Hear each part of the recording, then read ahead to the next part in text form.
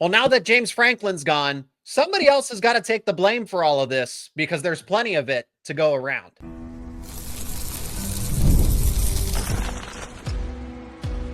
You are Locked On Nittany Lions, your daily podcast on the Penn State Nittany Lions. Part of the Locked On Podcast Network, your team every day. That is right. You are locked on to Penn State football. And as always, thank you so much for making Locked On Nittany Lions your first listen and watch every single day. My name is Zach Seyko, and I'm your host of the show, credentialed media member for both Penn State football and Penn State wrestling. And help me welcome back Andrew Kalista, special guest on today's episode. He's been covering Penn State for 15 years. He is the host of the Blue White Tailgate podcast. You can find that wherever you get your podcast. And he's a former sports anchor over at Fox 43. We were talking about Ethan Grunkemeyer's first performance because he did some things well, made a lot of first-time starter mistakes. So does Grunkemeyer actually have a future at Penn State? An update on the coaching hot board, as some coaches are proving that, hey, maybe with some leverage now, they could actually be a legitimate option for Penn State and make this hiring process a little more exciting, right? Rather than just Matt Rhule or Manny Diaz. But we got to talk about the president. Who should take most of the blame now that James Franklin is gone? Today's show is brought to you by Game Time. Download the Game Time app, create an account, and use code LOCKEDONCollege for $20 off your first purchase. Friendly reminder to let us know your thoughts down in the comments section. Be a part of the conversation.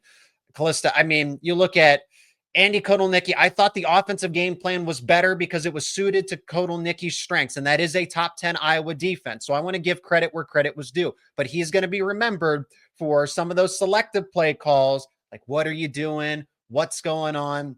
Jim Knowles, again, can't figure out a quarterback spy, it seems like. And then, guys like Dom DeLuca or Zane Durant or Denai Dennis Sutton or the wide receivers, player execution is still not improved to an extent.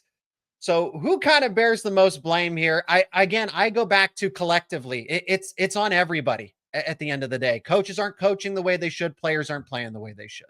I got to tell you, who bears the most blame? We got to get you asking that question in the halls of Washington, D.C., because it is a loaded question and it actually fits for everything going on. No budget in the federal government, no budget in the state of Pennsylvania. Could ask that to anything right now. But no, seriously, it has to be all equally. I want to blame the offense. I want to say, yes, the offensive, the formations, there were more sets, there was more diversification, and I like that. I'm not going to throw out the word dynamic. That's why I'm going with the word diversification. But if the offense was better, you would actually throw out the word they had a chance to be dynamic. But they can't really do anything. It's perplexing on so many different levels. And then you go to the defense. Bottom line is you have another lead, 21-10, and somehow you lose the football game against Iowa. This is a team that historically, offensively, has been stuck in the mud under Kirk Ferentz. I know they beat Penn State 6-4 one year. I also know that Penn State literally got an offensive coordinator fired because they shut him out, and that Penn State defense wasn't, everything to write home about. It wasn't like the best ever Nittany Lion D unit that was put on the field that year. So it goes around equally. Even guys that had great games share in some of the responsibility for what happened with missed tackles and things like that. I'm not getting all in on the Pro Football Focus grades because they're a little bit misleading in my opinion, but it is a collective unit that if everybody actually came together and did a smidge better, Penn State wins that football game. But the coordinators definitely got to do a better job. And I think it's fair to ask, at some point, everybody's concerned about their job going forward. You have young coaches on the offensive side of the ball at Penn State. You have young coaches on the defensive side of the ball at Penn State. Jim Knowles will be fine. Andy Kotelnicki has a paycheck and will be fine for many years. At some point, do you give Tyler Howe a look to call the offense? Do you give Dan Connor a look or Dex to fully call the defense? Yeah, and that's just a debate that I had on my previous show was, do you keep Jim Knowles? Because I've seen people make that argument. Well, they invested over $3 million. Remember, you kind of restart the clock, especially if this team completely flips over. Let's say if Terry Smith is the head coach, and this is a separate debate here, but Terry Smith takes the full-time head coaching job. He wins against Ohio State or Indiana. Who knows? Maybe Penn State just moves forward with him because they see some progress. Then I could say, hey, maybe Jim Knowles stays because you keep most of the team together. If it's a different head coach, the team's going to look completely different.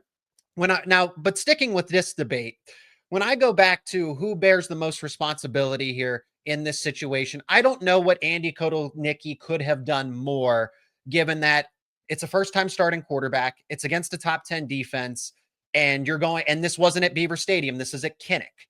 Whereas Jim Knowles, who all you had to do was stop the ground game between the quarterback and the running back. You didn't have it's all you want to talk about creative or a new offense or a new look that Penn State didn't have to scheme for. Jim Knowles didn't have that. He basically just had to stop an injured Mark Gronowski at quarterback, which he couldn't, or Kamari Moulton, the lead running back, because they couldn't throw the football similarly to Penn State. Mm-hmm. Now, Penn State's offense is still, again, when you don't have the downfield passing attack, when you don't have the intermediate passing attack, which Terry Smith has admitted. So I appreciate the honesty. It's more difficult to be creative when you're Andy Kotelnicki with a first-time starter, but they were still able to move the ball a little more effectively than I expected them to. I did not expect Penn State to have as much cohesiveness on offense. Whereas Jim Knowles, you have a 21-10 lead. Iowa's running the football. They basically said, we dare you to stop it, and Jim Knowles never could. Yeah, and I don't see what was actually done to kind of make that adjustment to kind of stop the run. Don DeLuca did not have a good game. We have to say that. And I know playing against Iowa is a challenge. He's an undersized linebacker. So once he's contacted, if he can't shed it, most likely he's going to end up on his back. That happened early and it happened often.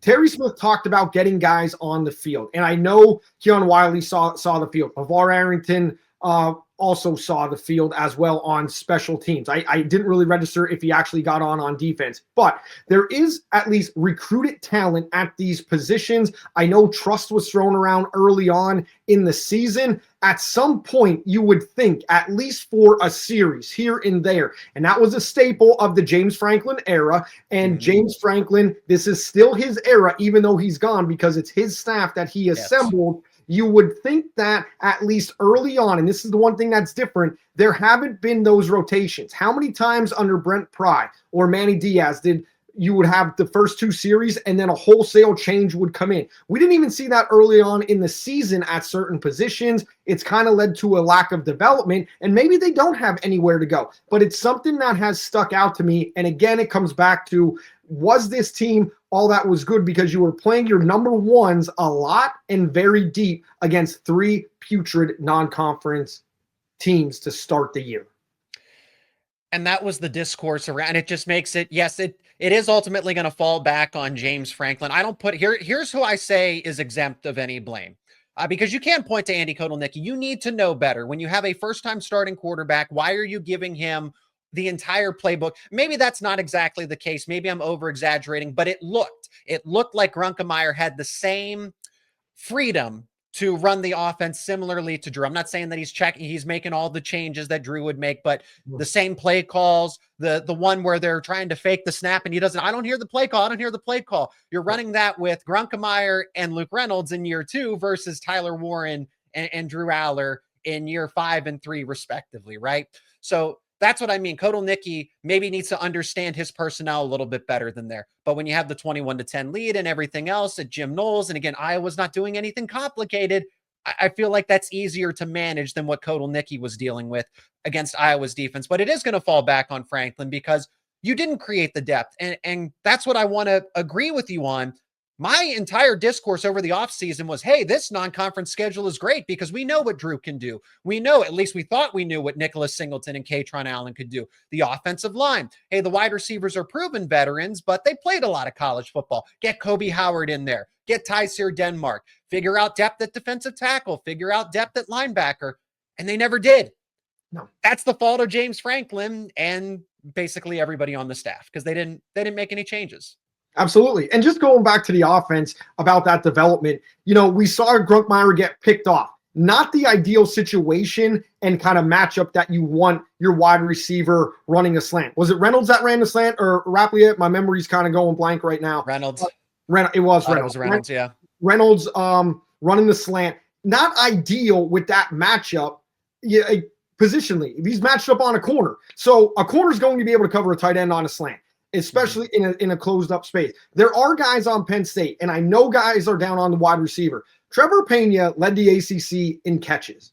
Ross could get open. Hudson is a contested ball catcher. So are they being utilized in whether they have the separation that they need or not? Are they being utilized in the way that they could excel? You got to think that Trevor Pena would be more of a better matchup there on a quick slant and kind of things like that. Was Grunkemeyer put in the best situation with the play call and where the play's set up in a way to give him access? Nick Singleton up the middle, probably not the best call, especially against Iowa's front.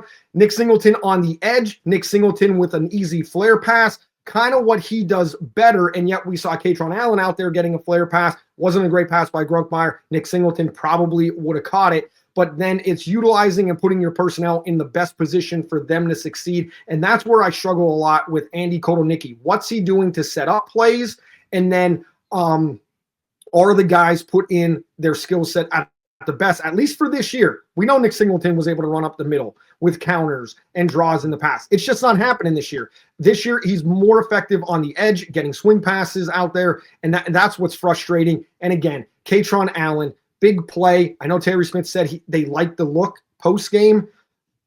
Again, it's Katron Allen. It comes back. This is the guy. He's your player of the game, 140 yards on the ground. He was effective. It's your own territory. Why going with a gimmick in that negative territory when you have a guy that's proven he falls forward for a yard? He could get a yard when need be. Yeah, a lot of blame to go around. I'll tell you who is exempt. Katron Allen, as you mentioned, and Zachy Wheatley on the defense. Basically, everybody else has some sort of question to answer for why you did this or why you didn't do this. So let's now pivot to the future. The coaching hot board gets an update as we saw Vanderbilt pull off an impressive victory against LSU. Coaches are getting fired. This is going to create a massive domino effect across the board because Penn State is not the only intriguing job that is open and could be open in the not too distant future. We're going to talk about next here on Locked On Nittany Lions. And this episode is brought to you by Monarch. Let's be honest, most of us can't even name all of our financial accounts, let alone what they're worth. Between 401ks, savings, and investments, it's easy to lose track. And that can mean leaving money on the table. That's why you should start using Monarch. It's an all-in-one personal finance tool that brings your entire financial life together in one clean, easy-to-use interface on your laptop or on your phone. It can help you organize your accounts, track your spending, and get a better handle on your investments without ever having to touch a spreadsheet. You can review everything with a partner, see shared goals, make better financial decisions together. Monarch's visual dashboards and smart tools make it so much easier to understand where your money's going and how to make it work better for you. Don't let this financial opportunity slip through the cracks. Use code LOCKEDONCollege at monarch.com for 50% off your first year. That is right. 50% off your first year at monarch.com, code LOCKEDONCollege for half off your first year. And this episode is brought to you by FanDuel. The NFL season is here, and FanDuel has an offer that you do not want to miss. Right now, new customers can bet just $5, and you'll get $300 in bonus bets if you win. That's right. Pick a bet, put down $5, and if it hits, you'll get $300 in bonus bets to use across the app. FanDuel gives you so many ways to play. You can build parlays. You can try player props. You can even follow live lines during the games. It makes watching football even more exciting when you've got a little something riding on the action. Whether you're a casual fan or love diving into the stats, FanDuel makes the game day experience so much better. You can bet on football, basketball returns. You can bet on baseball in the postseason, all of it. And if you're a new customer, you can use those bonus bets on anything that you want. New customers, if you bet just $5, you can get $300 in bonus bets if you win that first $5 bet. So what are you waiting for? Visit FanDuel.com to download the FanDuel app today and get started. Penn State's coaching hot board gets a significant update here, not only because, hey, coaches are getting some impressive wins. Clark Lea at Vanderbilt over LSU, and then Jeff Brohm on Friday against the number 2 Miami Hurricanes. Then those are names that should be intriguing to Penn State fans and Penn State alike, even though it seems like Penn State is really invested in the idea of Matt Rhule, aside from the fact, hey, he's worked with Pat Kraft, but he's also a Penn State legacy, right? And everything like that. But Penn State's coaching hot board now has some competition, because it seemed like, okay, Oklahoma State, that's a good job, right? I think that's a respectable job. That's still Power 4, but it's in the Big 12. I grouped the Big 10 and the SEC together, and then the Big 12 and the ACC together as two separate. That's tier 1 versus tier 2. It's a tier 2 job right now in the landscape of college football. But now Florida's going to open up. Florida State could potentially open up. Auburn could open up. LSU could open up. I mean, this almost seems unprecedented at this point in time, with the amount of jobs that don't routinely open up that are now opening up, or that are top 10, top 15 jobs in the nation because of the resources that you have available to them. So it almost puts pressure on Penn State to make a decision sooner rather than later. But that's tougher if you're trying to go for the home run and swing for the fences here, because if you're after players in this race, I mean, figuratively speaking, like Mike Elko and Kalen DeBoer, for example, that you're going to have to be patient and potentially wait for a chance to potentially get those guys, which could be even riskier for Penn State if they want to make the right hire. Absolutely. And that's, I put Elko in tier 1, being a New Jersey guy. That being said, you have to root for everybody else in the SEC. Penn State fans rooting for Texas, because I think Texas is back on the A&M schedule. I haven't really gone through the A&M schedule, but you have to root for everybody else in the SEC if you want to have a shot at Mike Elko. Because if Elko gets in there and wins the SEC, if he is a top 8 seed in the SEC, that's it. He's going to be like, well, I could win a championship here. I've already proven I could get to the playoff. And that's all you got to do is get in, get one of those good seeds, and things get that much easier. Jeff Brohm. I've always been high on Jeff Brohm ever since his Purdue days. I don't foresee him leaving Louisville. It's not just a legacy connection with him. It's a whole family legacy connection down there. He could be the guy, get a little bit of a pay raise, and literally be the guy that gets a statue put up later on outside the stadium at Louisville. Georgia Tech's coach, big win over Manny Diaz. That's one that you have to look at. Brian Hartline, the more I think about this, is the more I think it becomes more of a possibility. Joe Brady, I was thinking this could be a real possibility. I kind of resigned to the fact that I don't think Joe Brady's going to come back to the college route. I really don't. I just think he's an NFL guy. But there's so many ways to go. And I know Penn State fans, it all seems like, oh, it's cut and dry, it's Matt Rhule. I fully do not believe that. I don't. Okay. If Matt Rhule's happy at Nebraska, I could see Matt Rhule staying there. I've talked to Nebraska fans in the media as well that believe that Matt Rhule is the stability that program needs, and they need to stay the course. And I talked to other Nebraska fans that are like, get him out of here. Get him out of here.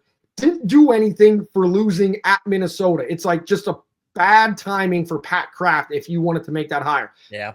Matt Rhule coming into Beaver Stadium with 1 loss, riding high on a win streak, is a lot different in terms of excitement than Matt Rhule coming in there a little walking, maybe. Now they have to beat USC. That has to be a win that they get against the Trojans right there if Matt Rhule wants to be seen as excitable. But I'm also going to say, I know there's not this real sexy hire out there if you don't get DeBoer, if you don't get, I would put Elko up there now as a sexy hire, Urban Meyer, the Nick Saban in that class.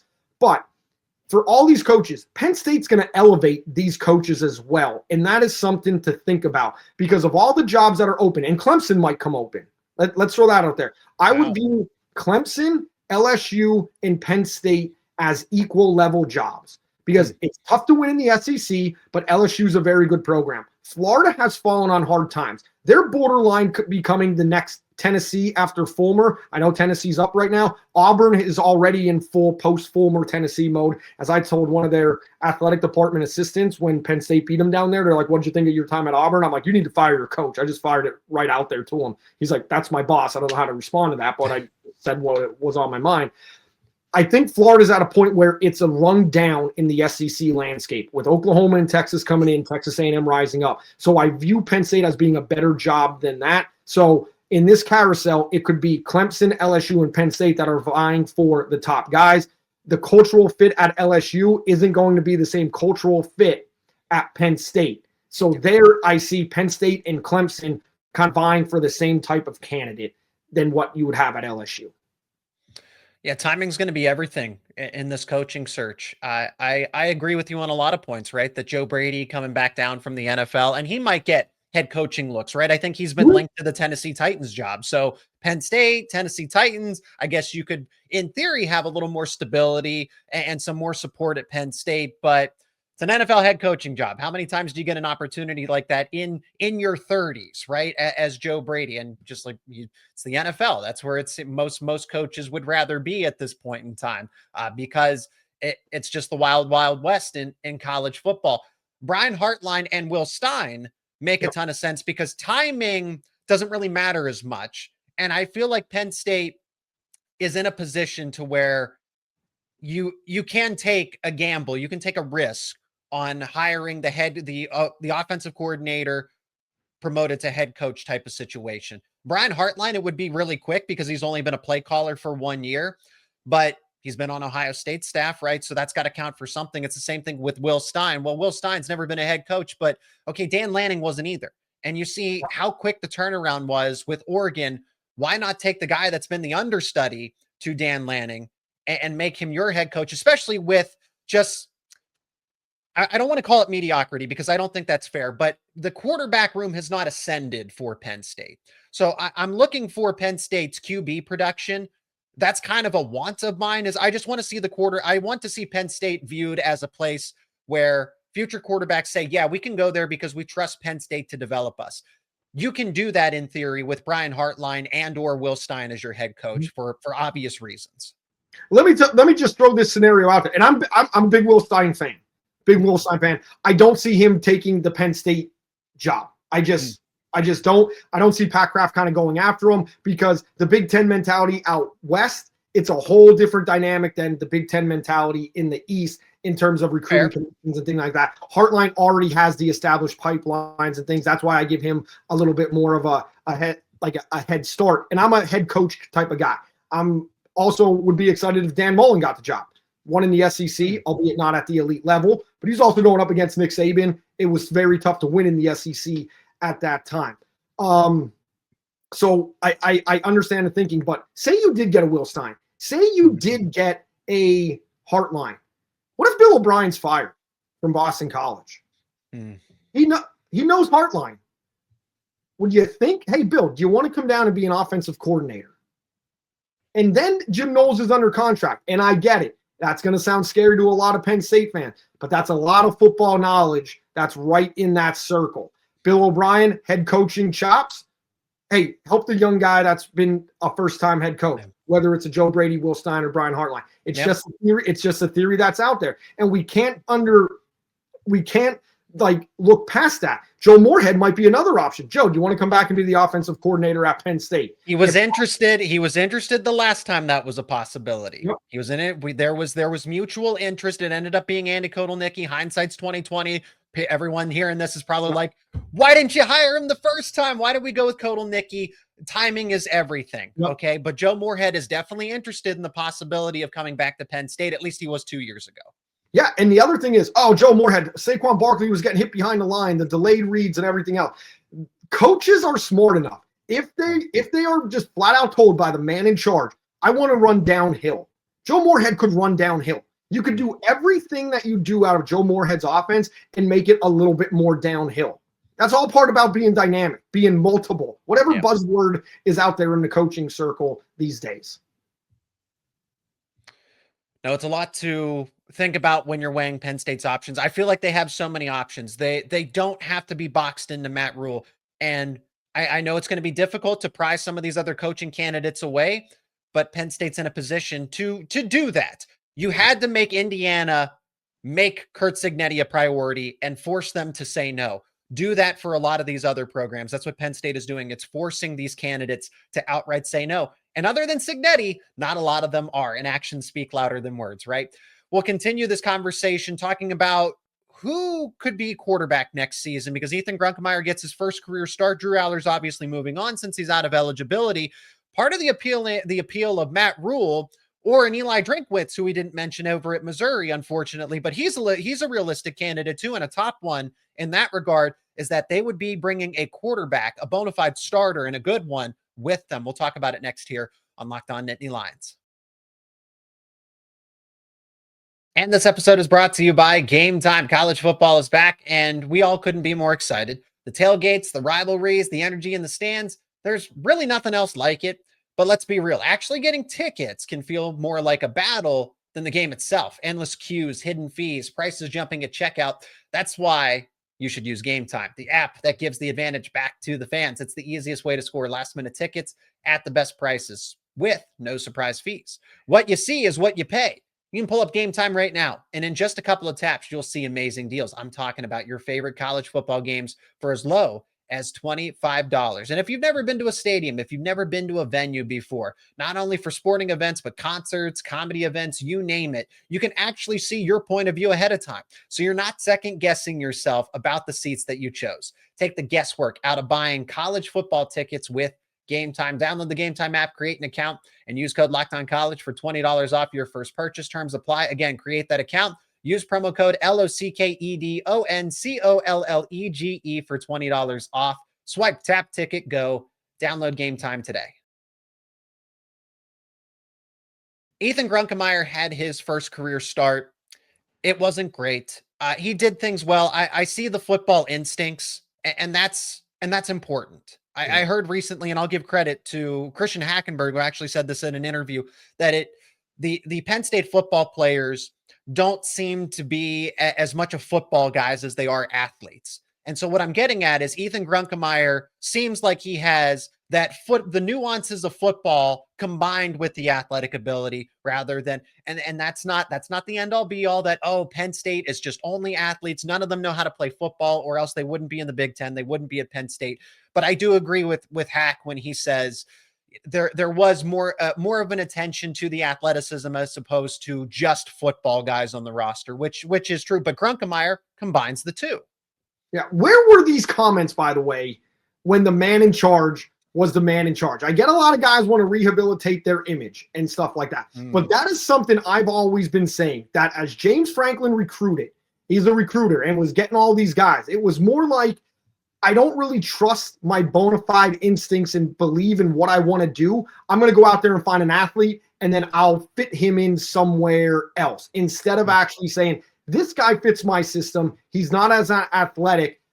He's going to work better. That was a big problem I felt during the James Franklin tenure, especially at the quarterback position. You can't say in spring of 2015, I love a mobile quarterback. It allows us to do so much more. Go Trace McSorley and then gradually go backwards in terms of mobility, because a shiny object was out there. And that's Drew Aller paid for it with lack of development. He just did. So I 100% agree with Hack. You have to find guys that could fit a system. And that's why out of everybody that I have on my handy dandy coaching graphic here, that as I will X out and update as they fall off the board, every single one of them actually makes me more excited, because I believe in their X's and O's a lot more. And because I think they believe in themselves more on their evaluation and development than James Franklin actually did. And that's just it. The idea is, because people are telling me, well, you're going to lose the recruiting aspect of it. You're going to struggle. Penn State's going to struggle in recruiting, and if James Franklin gets back on the recruiting trail immediately, he's going to be in Pennsylvania frequently. You also have to deal with J1 Sider. I know that these realities exist. However, look at what Curt Cignetti's doing. No 5 stars, a handful of 4 stars, and they're the second team in the country. So if you could merge the two, get X's and O's, combine that with the resources of Penn State, the idea is that it would be, as you said, elevated. The coaches would be elevated. So Grunkemeyer, when we evaluate him specifically, he looked like a first-time starting quarterback. He looked like a redshirt freshman. He happy feet in the pocket. On the play that you referenced earlier, I'm pretty sure that was an RPO. That's my judgment of it. Maybe it is a direct handoff to Nicholas Singleton, and Andy Kotelnicki looks really lost in that situation. I think it's an RPO because Grunkemeyer's staring at the edge defender, and he still gives it to Singleton because Devontae Ross is sitting in the slot waiting for a bubble screen, and he doesn't get it. So but it goes back to, okay, Kotelnicki, understand your personnel. Don't give him the option to hand it off to Singleton. Force him and say, you're in his headset. Throw it to Ross. Do not hand it off here, even though it's a designed RPO. Regardless of it, Grunkemeyer made first-time mistakes. There were definitely communication issues, not between him and Kotelnicki, but him and the receivers at times, inaccurate. People are saying that the 2026 quarterback for Penn State isn't on the roster. I believe that Grunkemeyer has talent. I think Grunkemeyer could start because I don't think he necessarily fits into one system. He's mobile, he's got arm talent, but if you're looking for that 5-star quarterback that has guaranteed future NFL potential, like a Dylan Raiola does, if you bring in a Matt Rhule from Nebraska, then yeah, that conversation's an easy no that you probably want to move on from Grunkemeyer if you have that frame of mind. But I think Grunkemeyer doesn't need a system to succeed. He just needs an offensive coordinator that's just going to maximize his talent. Yeah, Grunkemeyer reminds me a lot of Sean Clifford. He does. He did not he threw the ball down the field. I liked it. I know we didn't complete the ball downfield. Yeah, he took aggressive shots. Yeah, exactly. And you have to do that. At some point, you have to throw the ball down the field. And yes, he made first-time mistakes. I'll tell you this. I was in Iowa City. I was not in Iowa City this past week. I was in Iowa City when Sean Clifford got hurt. It was a disaster. Standing on the sidelines, you could tell it was a disaster going from sidelines to play call, and the player sensed it and everything else. In every sense of the word, it was a disaster. So I know an article was written. He was barely better than Taquan Roberson. No, he was not. He was much better than Taquan Roberson. He actually got plays and had command, did some things, albeit I get it was a totally different situation. But hey, if you're the number 3 team in the country, you better have a backup quarterback that could get a snap. I don't want to discount how bad that actually was back in 2021. Did he have growing pains? Yes. I don't know if that last play of the game, one, it was a hell of an effort just to keep it alive. But if something could have been seen, maybe he commits and gets that ball out quicker to give a shot to whatever read would have been out to the left. I think he kind of panicked, but at least he kept it alive. And I'm trying to find the positives in there because he wasn't a deer in the headlights, but he was a deer on the side of the road looking down a freight train that was coming with the Iowa City crowd. And that kind of showed. Katron Allen was able to bail him out. The offensive line at times did some things. I don't know if anything else could have been done to relieve some of the pressure in the run game, but I think some things could have been done play calling wise to relieve some of the pressure on him to make him get a little bit more comfortable. And I know people are down on the Smolik plane. At some point, you need a spark. Just like Tom Bradley ran the Wildcat. If Smolik was going to be the guy to run the Wildcat and to get him involved and to get him wet behind the ears, I'm not quite sure of the injury. I haven't really checked up and made phone calls about it. But, hey, it got him in there, got excited, at times was a little bit effective, and you just get more guys buying in on a roster that seems to have quit. So I'm okay with it. I don't hate it either. And it's what Andy Kotelnicki succeeded with last season, but also at Kansas. And I understand knowing your situation too, which is what I go back to. You just lost your starting quarterback. Now you're going to lose another player probably for the season because he had an air cast on his arm. At least that's what was reported initially. So it doesn't look good. Now you're just down to Grunkemeyer. Hindsight's 2020. You're not expecting Smolik to potentially break his arm or wrist. Again, I'm not reporting that, but I'm saying it's a possibility, but you're not going into the game thinking, man, something tragic could happen here. No, you're trying to maximize your offense in the best that you can. And I mean, Terry Smith said it, empty the clip. Well, that's truly how you do it. You put all your chips into the table and you say, if we lose, we lose. Well, you lost. So again, hindsight's 2020. I don't disagree with it. I like some things about Grunkemeyer. Again, that natural football ability. He understands the field of vision. He's instinctive. He's got arm strength. He's got arm talent, but just making some misses on those reads, looking like a first-time starter. It doesn't make me believe that, he could never be a future starting quarterback at Penn State. It just still has me in the to be determined category. Yeah, and I know I skipped over the question, actually. Yes, if Eli Drinkwitz comes back, does Bo Prabula come back? I don't know. I know Bo loves Penn State. I know Bo loves the history of Penn State. Probably he would, but at the same time, maybe he loves his time down in Missouri. Maybe he's thankful to that fan base. He comes from a great family.